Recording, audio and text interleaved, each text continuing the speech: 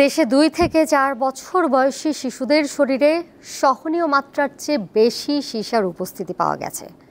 এই সীসার বিক্রিয়া থেকে শিশুর পরিপূর্ণ বিকাশ বাধাগ্রস্ত হচ্ছে।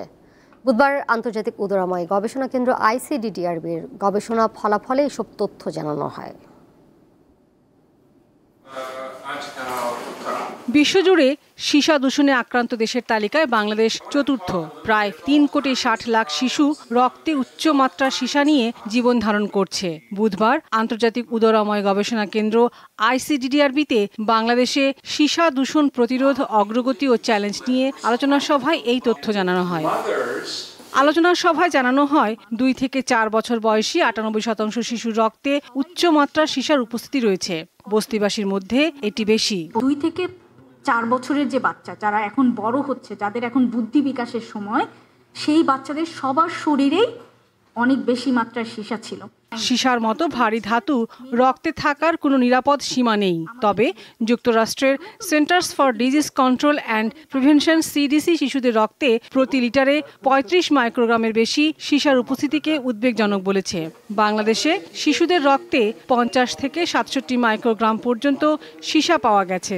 বিভিন্ন ধরনের এনভায়রনমেন্টাল স্যাম্পল, আমরা যেসব স্পাইস ইউজ করি, যেগুলো খাই, এটা চাল হতে পারে, এটা পানি হতে পারে, এটা হতে পারে সয়েল হইতে পারে, এটা যত ধরনের ইউটেন্সিল যেটা হাউসহোল্ড ইউজ করতে পারে সবগুলো আমরা টেস্ট করার পরে আমরা পাই যে টিনে যেটা হচ্ছে সীসা দিয়ে ঝালাই করে ইউজ করে মুড়ি চাল রাখা হয়। তারপরে হচ্ছে গর্ভবতী অবস্থায় পোড়া মাটি খাই অনেক সময়, ভমিটিং টেন্ডেন্সি বা অন্যান্য ইয়ের কারণে, এবং হচ্ছে হলুদ। গবেষণা বলছে উচ্চ মাত্রা সীসার উপস্থিতি শিশু ও গর্ভবতী নারীদের মারাত্মক স্বাস্থ্য ঝুঁকিতে ফেলছে। যারা নাকি খর্বকায় বা স্টান্টিংয়ে ভুগছে তাদের মধ্যে আপনার সীসার পরিমাণ সবচাইতে বেশি। ব্রেনে এটার ব্যাপারে আমরা সবচেয়ে বেশি চিন্তিত। তারপরে আপনারা আরও জেনেছেন যে এই মুহূর্তে গোটা পৃথিবীতে 55 লক্ষ লোক তারা মারা যাচ্ছে বিকজ অফ হার্ট ডিজিজ। কেমন?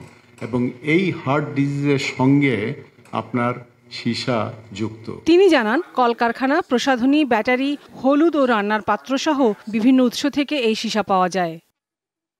লাবণী গুহ, দীপ্ত সংবাদ, ঢাকা।